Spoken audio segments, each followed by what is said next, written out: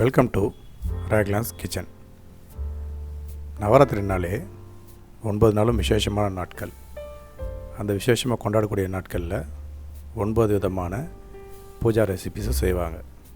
அதில் நம்ம இன்றைக்கி கடைசி 3 நாள் ரெசிப்பியை எப்படி செய்யலான்ட்டு பார்க்கலாம். அதே மாதிரி இதுக்கு முன்னாடி டிஷ்ஷஸ் நான் என்னோடய வீடியோவை என்னோடய டிஸ்கிரிப்ஷன் லிங்க்கில் நான் கொடுத்துருக்கேன். அதில் நீங்கள் போய் பார்த்துக்கலாம்.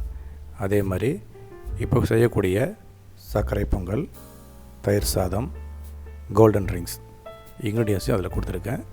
நீங்கள் அதில் போய் பார்த்து பண்ணிக்கலாம். அதுக்கு முன்னாடி என் சேனலுக்கு சப்ஸ்கிரைப் பண்ண மறந்துடாதீங்க. இப்போ சின்ன கடாய் ஒன்று எடுத்து அதில் நம்ம 1 ஸ்பூன் நெய் ஊற்றிப்போம். நெய் நல்லா மெல்ட் ஆனதுமே கொஞ்சம் போல் முந்திரி போட்டு லேசாக வறுத்துக்கலாம்.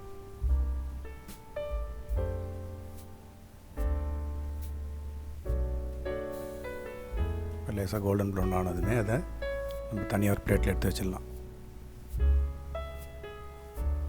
இதுக்கப்புறம் குக்கர் எடுத்துப்போம். இந்த கப்பில் 1 கப் பச்சரிசி எடுத்துருக்கேன். அதை நான் 1/2 மணி நேரம் ஊற வச்சு தண்ணி வடிகட்டி இப்போது இதில் நம்ம ஆட் பண்ணிக்கலாம்.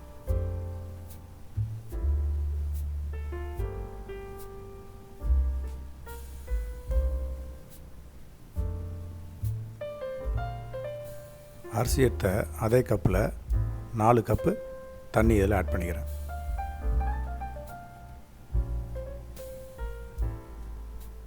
நார்மலாக நம்ம 3 கப்பு தான் எடுப்போம் தண்ணி. நான் 4 கப் எடுத்துருக்கேன்னா அரிசி நல்லா குழஞ்சி வரத்துக்காக 4 கப்பு ஊற்றிருக்கேன். இப்போ இதிலேயே நான் 1 ஸ்பூன் உப்பு போட்டு மூடி போட்டு 3 விசில் விட்டு வேக வைப்போம்.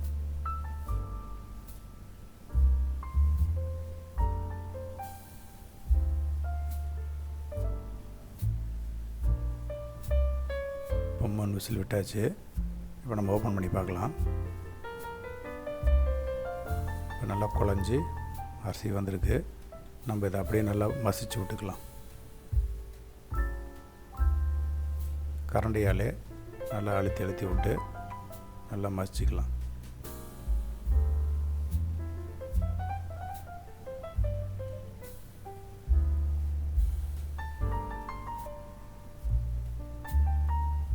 இப்போ நல்லா மசிச்சாச்சு. இதை நம்ம அப்படியே தனியாக எடுத்து வச்சிடலாம். அப்புறம் அதே கடாயில் 2 கரண்டி எண்ணெய் ஊற்றிப்போம்.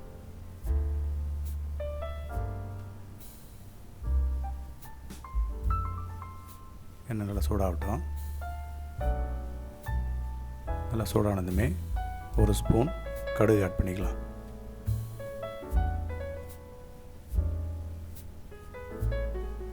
கடுகு நல்லா பொரிஞ்சதுமே 1 ஸ்பூன் கடலைப்பருப்பு,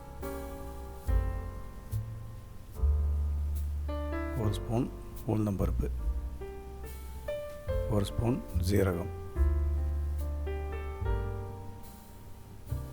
1 காஞ்ச மிளகா, இதோடு சேர்த்து கொஞ்சம் போல துருவிய இஞ்சி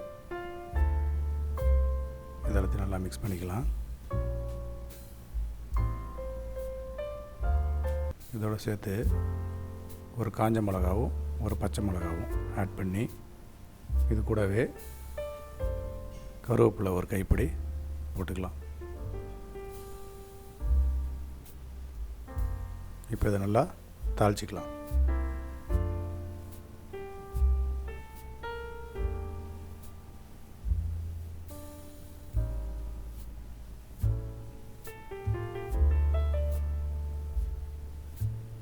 இப்போ இதை எப்படி நம்ம தனியாக எடுத்து வச்சிடலாம்.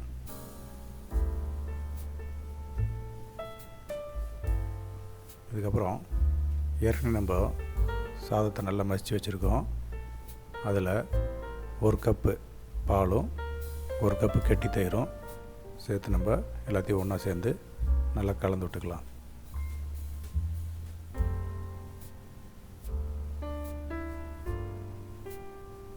எல்லாத்தோடையும் மிக்ஸ் ஆகிற மாதிரி நல்லா கலந்துக்கலாம். நல்லா கலந்தாச்சு.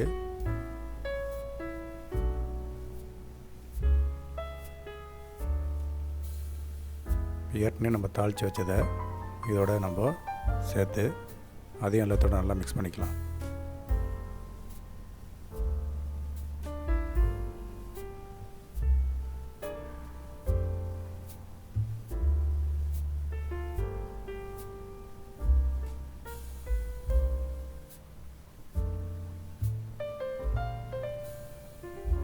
இப்போ இதுக்கு நம்ம ஒரு ஸ்பூன் உப்பு ஆட் பண்ணிக்கலாம்.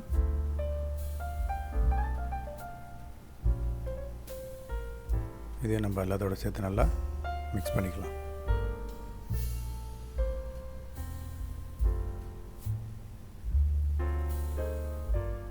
இப்போ பாருங்கள், தயிர் சாதம் அருமையாக ரெடியாகி வந்துடுச்சு. இதை நம்ம அப்படியே எடுத்து தனியாக வச்சுருவோம். இதுக்கப்புறம் நம்ம அடுத்து செய்ய போகிறது கோல்டன் ரிங்ஸ். இதுக்கு ஒரு பவுலில் நான் 2 கப்பு மைதா மாவு எடுத்திருக்கேன். அதாவது அது 400 கிராம்.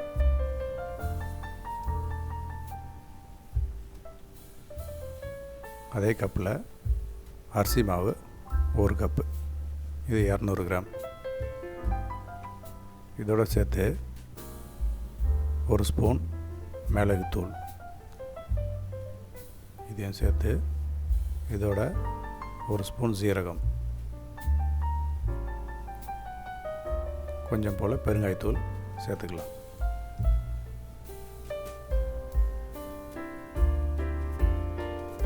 ஒரு ஸ்பூன் நெய் ஆட் பண்ணி இது கூடவே 1 ஸ்பூன் உப்பு. இப்போ இது எல்லாத்தையும் நம்ம நல்லா கையால் பிசைஞ்சிக்கலாம். லேசாக தண்ணி விட்டு நம்ம வேண்டிய அளவு தண்ணி விட்டு பிசைஞ்சிக்கணும். சப்பாத்திக்கு பிசைகிற மாதிரி பிசைஞ்சால் போதும்.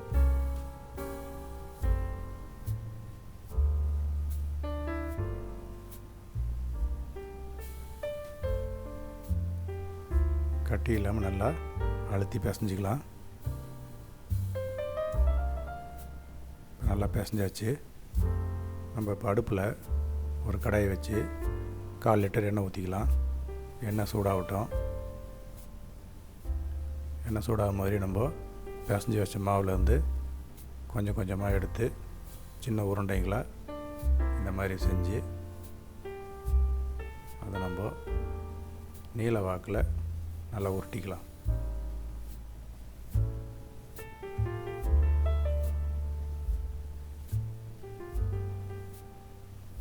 எவ்வளோ மெலிசாக கொஞ்சம் உருட்ட முடியுமோ அவ்வளோ உருட்டிக்கலாம். இப்போ நம்ம இதை இந்த எண்டையும் இன்னொரு ரெண்டையும் சேர்த்து இந்த மாதிரி பண்ணிட வேண்டியதான். க்ளோஸ் பண்ணி எண்ணெய் சூடானதில் அதை போட்டு ஃப்ரை பண்ண வேண்டியதான். அதே மாதிரி இன்னும் கொஞ்சம் மாவு எடுத்து லேசாக உருட்டி நீல வாக்கில் உருட்டி 2 மூளையையும் ஒன்று சேர்த்து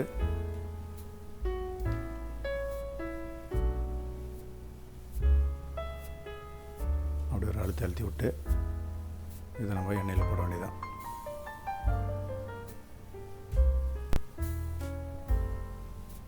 இதே மாதிரி மாவு எடுத்து எல்லாத்தையுமே சின்ன சின்னதாக உருட்டி நம்ம ரிங்கு மாதிரி செஞ்சு எண்ணெயில் போட்டு ஃப்ரை பண்ணி எடுப்போம்.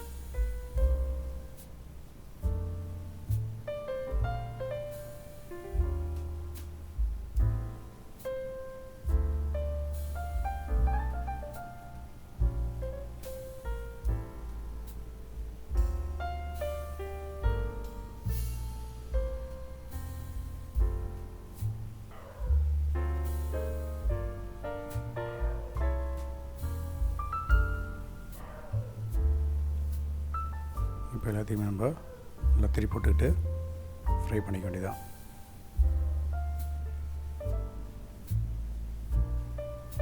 நல்லா ஃப்ரை ஆகி வந்துடுச்சு. இதை நம்ம அப்படியே தனியாக எடுத்து ஒரு பிளேட்டில் வச்சிடலாம்.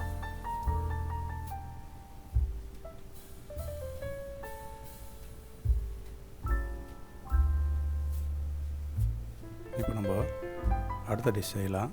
சர்க்கரை பொங்கலுக்கு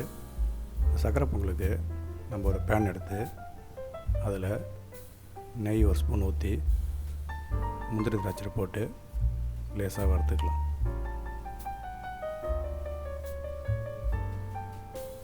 கோல்டன் ப்ரௌன் வர மாதிரி வறுத்துக்கலாம். நல்லா வறுத்த வச்சு இப்போ அப்படியே தனியாக எடுத்து வச்சிடலாம். இதுக்கப்புறம் ஒரு பேனில் பச்சரிசி ஒரு கப்பு போட்டு நம்ம லேசாக அதை ஃப்ரை பண்ணிக்கலாம். இதோடு சேர்த்து நம்ம ஒரு ஸ்பூன் நெய் விட்டு லேசாக வறுத்துக்கலாம்.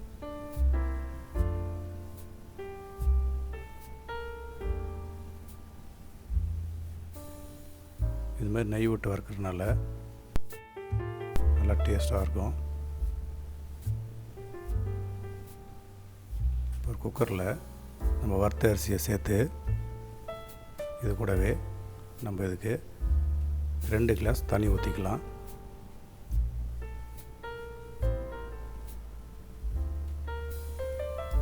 ரெண்டு கிளாஸ் பால். இப்போ ஒரு கப் அரிசிக்கு 2 கிளாஸ் தண்ணி 2 கிளாஸ் பால் ஆட் பண்ணியிருக்கோம். இப்போ நம்ம இதை குக்கரை மூடி 3 விசில் விடுவோம். நல்லா குழைய விட்டு எடுப்போம்.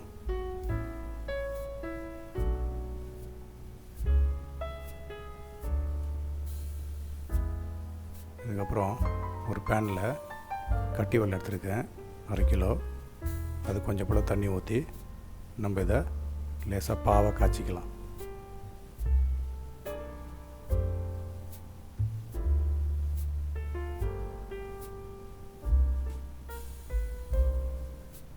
பாருங்கள், நல்ல பாவு மாதிரி வந்துடுச்சு. இந்த ஸ்டேஜ் போதும்.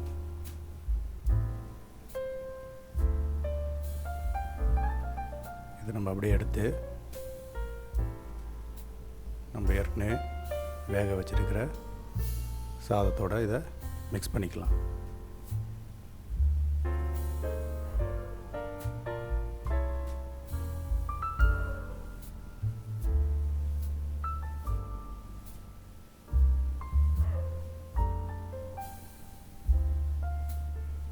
இப்போ நல்லா இதை கிண்டி விட்டு நல்லா மிக்ஸ் பண்ணி நல்லா மசிச்சு விட்டுக்கிட்டே இருக்கணும். நல்லா குழையட்டும்.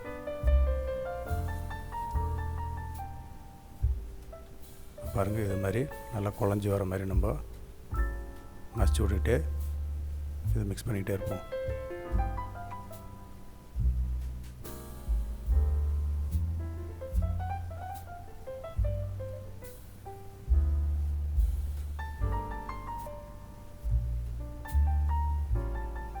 இதோட நம்ம ஏற்கனவே வறுத்து வச்சுருக்க முந்திரி திராட்சையும் ஆட் பண்ணிடலாம்.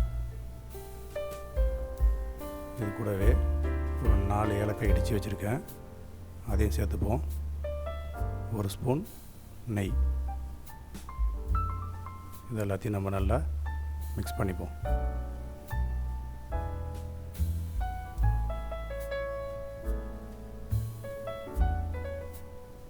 இதுக்கு நம்ம ஏலக்காய் தூள் கொஞ்சம் சேர்த்துக்கலாம். அப்போ தான் நல்லா டேஸ்ட்டும் நல்லாயிருக்கும்.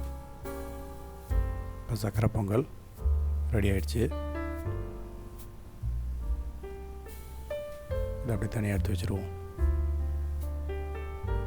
இப்போ இந்த 3 ரெசிப்பியும் ரெடி ஆகிடுச்சு.